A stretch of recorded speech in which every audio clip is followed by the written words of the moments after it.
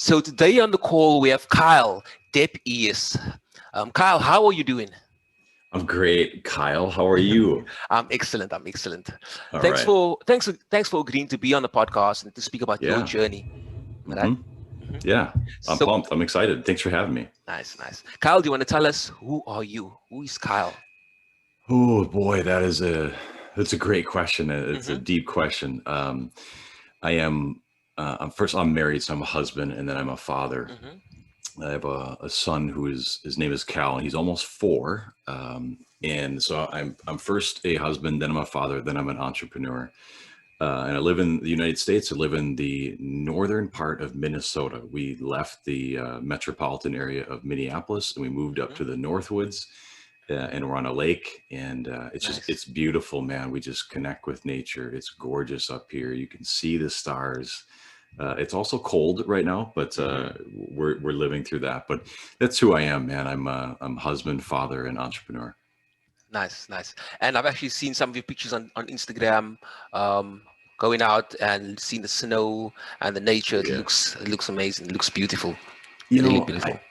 Thanks. Yeah, it is, Kyle. It really is a part of what I teach, work-life rhythm, and I Mm-hmm. believe that there's seasons of life, and as a family, we're in the season of really just connecting with each other and slowing down Mm-hmm. our pace. How many times do you hear people say, "I'm just so busy. I'm so busy." Mm-hmm. We have that too. We're busy too, but we're also really intentional with slowing our pace and just spending time as a family, going outside, being in nature, taking hikes, going cross country skiing, splitting wood by hand with an axe, and just, Mm-hmm. man, just slowing it down. So it's been just a real treat lately. Okay, I like that. I like the fact that you mentioned that you view life as basically having seasons, and that you are in a particular season right now in your life. Yeah. Um, Before we go into the work life rhythm, tell me a bit hmm about the seasons and how you identify what season you are in. Sure. Oh, good question. So a part of my story, Kyle, is I was in the corporate world, chasing the success carrot, climbing the ladder, trying to get to the next title, Mm-hmm. doing all the things I thought I was supposed to be doing. And I got really burned out. And if anyone has ever been burned out in their professional world, they know that burnout, happens in all of categories of life. You show up differently as a spouse or as a parent, or your health gets really bad because you don't have any time to work out or eat healthy because you're burned out. Mm-hmm. And that's the season that I was in for a long time, man. It was working a lot, 12-hour days, because I thought I was supposed to be the first one in the office and the last one to leave the office so I could get promoted and go on and go on. And you can see how that goes, year after year after year, and it really Mm-hmm. wears on you. And so in my mid 30s, I just got to this point where I said, I can't keep doing this. I don't feel well. I don't look healthy. I don't love what I'm doing. Is this what I want to keep doing for 15, 20 years until I Mm-hmm. retire? And the answer was a resounding absolutely not. So I had to figure out, how do I live inside of this rhythm to life? How do I aim for fulfillment, not success? Mm-hmm. And then how do I understand seasonality and allow myself to rest and recharge and just play and just enjoy being alive? So I kind of learned it the hard way is I guess the short answer to that Mm-hmm. question. Okay. And ultimately, I think, as human beings, we are all new to this thing called life. We're just going through it, like experiencing it. And you said it, you learned it the hard way. That's with many of the lessons in life. We tend to learn it the hard way. But that Yeah. is also the most powerful lessons, because now we resolved, we know that this is something that we can't go back to, or we understand the implications of it. And we have a different perspective or paradigm shift because Yeah. of that. Maybe it wasn't as challenging. Maybe if you didn't suffer burnout, you maybe would have still been in the corporate job. Okay. Yeah. Very So true. Yeah. yeah. So you say right now you've slowed down your pace and now you're focusing on work-life rhythm. Tell me a bit about that. Yeah, I think that work life rhythm, instead of shooting for balance, which if you actually study, where did we get the word balance from? There was someone in the late 1800s, early 1900s who developed this term called work life balance. And Mm-hmm. basically, it was in response to the industrial era when so many people were working in factories and mines, 14, 16 hours a day. And there was laws that were passed to not allow that to continue. And so someone developed this phrase, work-life balance, and it literally means an 8-hour workday. You should get 8 hours of sleep, which leaves you 8 hours of family time or whatever recreational time. Balance, right? Eight, Hmm. 8, 8. But we're still living by those rules, and it just blows my mind. And so balance itself isn't really sustainable. You might achieve balance for a period of time, but as you understand the seasons of life, there's going to be a season of work where you might have to work more, Hmm. but then that needs to be followed up by a season where you are resting and recharging and recovering. Kyle, I know you work out, and if anyone strength trains with weights, when Hmm. you're actually lifting weights, you're tearing your muscle. Your muscle grows when you rest and recover. Yes. The same thing is true in our personal world, in our professional world. But most people don't do it. They go from, if you're a high achiever or a high performer, you go from crushing one goal to crushing another goal Hmm. to crushing another goal. It's like, dude, rest, recharge. Think of it Yeah. as a battery. You've just depleted your battery to hit that goal. Now you got to rest, man. So it's very undervalued. And if any, I'm a golfer, so if anyone likes to golf, there's a long game and a short game. The long game is how far you hit off the tee, but the short game is how well you play close to the green and close to the hole. Hmm. In order to be good at golf, you have to do both: long game, short game. But in order to be sustaining high performance in life, professionally speaking, you've got to master periods of hard work and periods of rest and recovery. And most people forget that last part. Hmm. Yeah, I completely agree. Because as a high achiever myself, I know that I can work 14 hours, 16-hour days sometimes. But what happens is that I do get burned out. At the end, I do start feeling moody. I do start feeling low.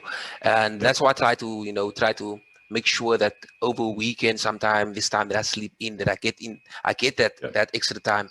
Um, but like you said, I'm in a season of my life where I am focused on work. You understand? I Hmm. am. That's what fulfills me. It fulfills me Yep. to connect with people like you, to learn, to share your message. You understand? To share my message, to impact others. So this is what fulfills me, and this is what drives me right now. But I know there's going to be a different season in my life, and Hmm. where I might slow down. So I like the fact that you said, we need to start identifying the season that we are in. And do you think that the only way we can actually do that is through trial and error? Mm, yes, I think that's important. I also think it's important to plan. And so when you're like, okay, well, you just said that you're in a season of intense work where you're focusing on your Hmm. work. Well, number one, where's the motivation? You mentioned the F word, fulfillment, Hmm. which is a beautiful motivation. If your motivation is some sort of self-driven, self-centered version of success, money, titles, I'm not going to say I'm going to judge that, but I'm going to say that that motivation will be challenging to sustain over Hmm. periods of time. So I think number one, trial and error is important. Number two, what's your motivation? And then number three, it just is planning. Like we just, I don't want to timestamp the podcast, but we just started a new year. So Hmm. when you look at this year, what's going on this year? What are you hoping to achieve or accomplish? Hmm. What is that going to require from time and effort? And then probably the most important part for, especially for me, because I'm married and I'm a father, I have to get the support from my wife. Hmm. Because if part of this year looks like, hey, I'm going to write a book. If part of that looks like I've got to spend some time on my own, pulling back a little bit to spend time there, I need my wife's support in order to do that. So I think the last part that's really important is you've got to be a little proactive and say, what are you hoping to accomplish this year? What's that going to require? Excuse me. What's that going to require from time and effort and perhaps resources? And then who needs to be on board with that? Who needs Hmm. to be communicated to? Whose support do you need in order to do it? Otherwise, all you do is create a rip in relationships. Yeah. And something I wanted to touch on there, you said to get the buy-in from your wife is really important. And I'm married myself, so I know it's really important. But I work with high performers, so like entrepreneurs and athletes. And one of the things that I've noticed is that, you know, what has gotten most of us to the level that we're at is that we are decisive. You understand? Mm, We can't sit back and ponder too long. And I actually had a client very recently who told me about this, that it's there's been challenges in his relationship because sometimes he makes a decision, that is obviously, it has an impact on the family also, but he knows there's a big upside to it, and it's something that you need to do right now. How do you recommend juggling something like that or managing something like that? Oh, that is a really good question. Mhm. Um, you know, I've recently just had someone on my podcast who said the most important word in a high performer's vocabulary is restraint. And Mhm. I sat back and I thought about that. I was like, that is really powerful. So we've got to have the ability to say, should I go for this or should I not? Mhm. What's it going to require? Is the juice worth the squeeze? Mhm. Not just professionally speaking, but personally speaking, because, you know, being in my low 30s, I was doing the same thing. And I was constantly going after these things that were burning bridges in other areas of my Mhm. life. And I had to step back. I'm very much the same way, Kyle. If you ever done the strengths finders, my top strength is activator, which Mhm. means when I make up my mind, I have to do it yesterday. Otherwise it drives me crazy. Yeah. And I sense you're probably the same. And so for me, this is really important. My wife knows it. She understands it. So there is a level of trust that my wife and I have where she knows that I'm going to go to her when I have to, but sometimes I've got to make decisions really fast. Mhm. And she trusts me in that. All right, if I make a decision, and let's say it's writing a book, which is a goal of mine this year. I've Mhm. said it now on 2 podcasts, so now I have to do it. But she knows that there's a period there in 2021 where I'm going to be pouring in work. But Mhm. she also trusts that when that is over, there's a period when I'm pouring into her and I'm pouring into my son as a Mhm. family. So she knows that there's a period there. Yeah, it's going to be busy. However, that's followed up by some serious rebalancing, so to speak, or counterbalancing Mhm. and focusing on my family. So Yeah. that's how I would answer that question. I like that. I like the one word you mentioned there, restraint. And Yeah. that allows you to identify what is the cost of this. You understand? What is the Yeah. consequences of this, the potential upside as well, like you said, which then could then allow you to make a more informed decision, Yep. firstly, whether you Yep. need to go ahead or whether you can just wait back a bit. And then you said you're Yep. writing a book. Is it more a biography, or if I you want don't mind speaking to, about it? yeah, well, specifically, I want to talk about work-life rhythm because I want to Mm, try and get rid of this notion of balance. And I want to help people understand that there's a rhythm to life, there's seasonality to life. And if you can catch that rhythm, boy, that's really powerful, man, mhm, because I'm 40. And so as I get older here, like I don't have young 20s energy to do work mhm, anymore, but I can go in spurts and sprints of that as long as I manage my rhythm to life. And so there's a way to harness it. And so that's really what it's going to be about. It'll be practical tools and tips and resources on how to find the rhythm and implement the rhythm in your life. okay. Sounds awesome. And then Kyle, I know that you've been on Dave Ramsey's show, and that Yeah. you and your wife have managed to settle close to 400,000 US dollars, which is a large Yeah. amount. Do you want to tell us a bit about that? Yeah, great question. A huge part of our story, which has allowed us to enjoy things like moving up here to the lake and finding rhythm. W- We came to this point, it was in between 2015, 2016, where we just got really fed up with where we were at with managing money. And it was a process where I looked up how much money I made in my life Hmm. and then how much money my wife made in her life. And when I found that, which wasn't aware of, it was a lot of money, man. And I said to myself, where did it all go? Yeah. Because I don't have any of it. I'm broke. I'm living paycheck to paycheck and I got a ton of debt. So this can't be right. And so it was an ultimate, and people need to hear this. I didn't point fingers at anyone else. I Hmm. pointed a finger at myself and I said, you are responsible. You got yourself into this mess. The bad part. The good part, you can get yourself out of this mess. So it's ultimate radical responsibility first and foremost. And so we just got about the business, man, of literally setting our hair on fire and paying off debts. As you had mentioned, it was about 380,000 US dollars in Hmm. 38 months, paid off all the debt we had. and that essentially buys us choice and options and freedom. And then started to build a business, bought this place up here, and that was it, man. So we went down to if anyone listens, Dave Ramsey's one of the biggest names in personal finance, Mm-hmm. especially in the US, maybe the world, I'm not sure, but US for sure. And we went down to his studio in Tennessee, and we got a chance to talk with him. You can find the video out there and tell our story to the world. And it was fun, man. And so now I help people to get out of that same situation. So that's kind of the story. We got out of a ton of debt, and now it kind of gives us options and choice. And you see, that's really awesome. That I'm just looking at the the unique skill set that you have is based on the challenges that you faced. Because Yep. you said that first of all, the work life rhythm comes from the Hmm. fact that you suffered burnout. Hmm. So that's when you obviously that challenging time allowed you to say, you know what, I'm pivoting, I'm trying to find a solution to this problem.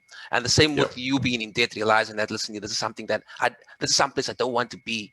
And then Hmm. you find a solution to that, and now you help other people. And Yep. it just shows that you are a very reflective person. Tell me, where do you think that this reflective personality or persona, or to really analyze things, comes from? Mm.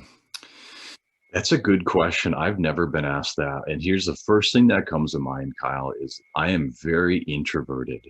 And Hmm. so by nature, I like to pull back from like large groups or a lot of busyness.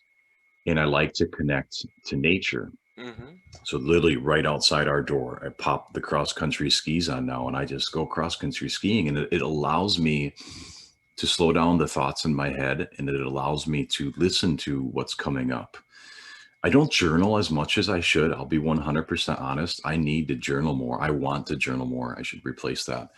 Um, but I am a deep thinker in the sense that I put myself in the situation to allow that to happen by disconnecting with people, with technology. I mean, my phone is over here, it's on airplane mode, but I have to disconnect from that stuff because like anyone, I get distracted really easily.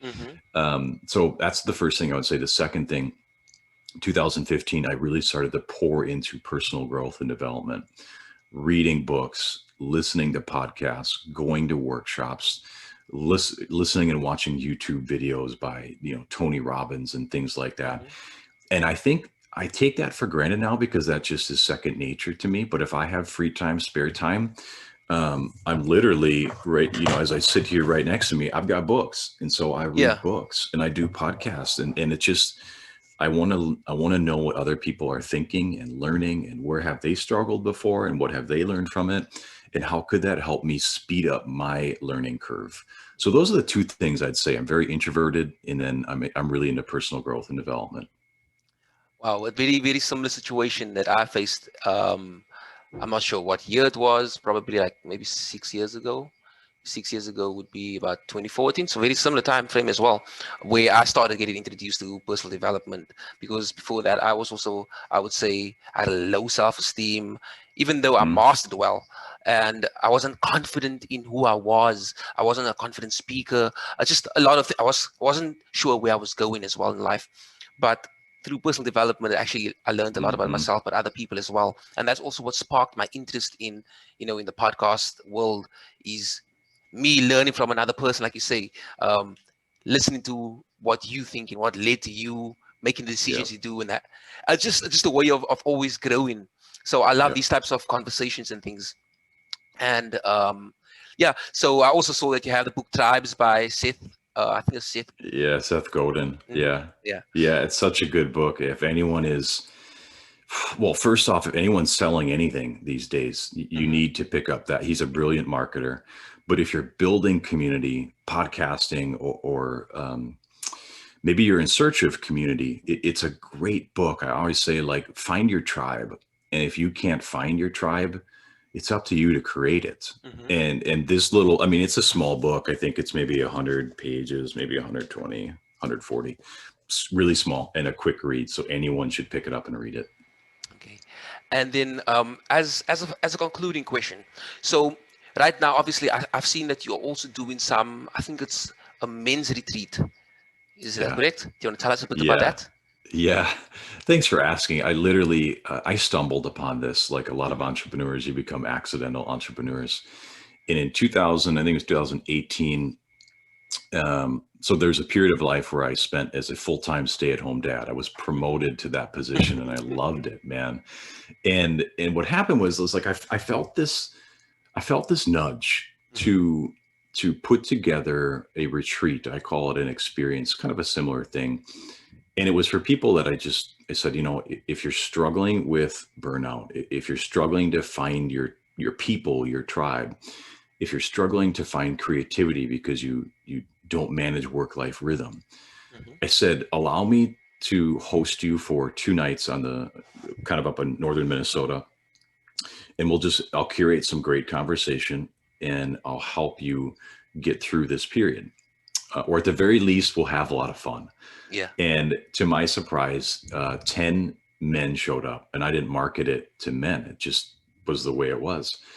And what transpired over those 48 hours was it's really clear to me that men, high performing, high achieving, especially entrepreneurs, they don't have a container to share some of the things that they're going through. Hmm. They're a little bit lonely because they don't have tribe and they don't celebrate themselves.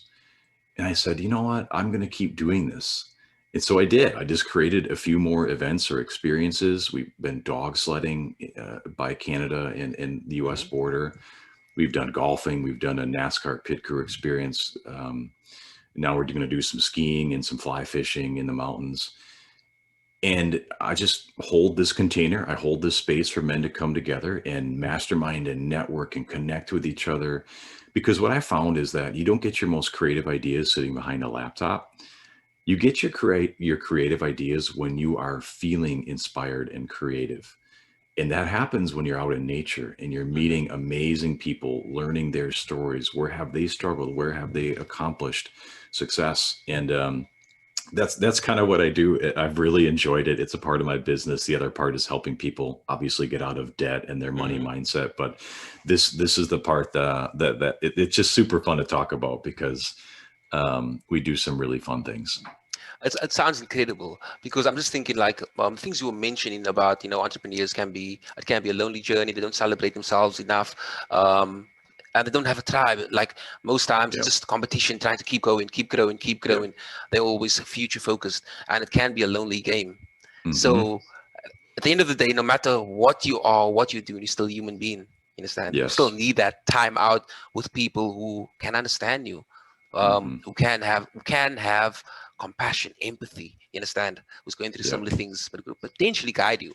So well Yeah. done on stumbling upon something so awesome. Okay. Thank you. Yeah, thanks. I mean, it kind of, but that's the thing. Like, there's a lesson there, right? Because Hmm. I didn't know what it would look like, Hmm. but I had the courage to take a step. Yeah. And then Powerful. once you take a step, you can keep taking a step and Hmm. keep taking a step, and you course correct, and then you eventually figure it out. So many people are stuck because they have to have it perfect before they start. And I'm Hmm. like, no, I'll just do it, and then you'll figure it out.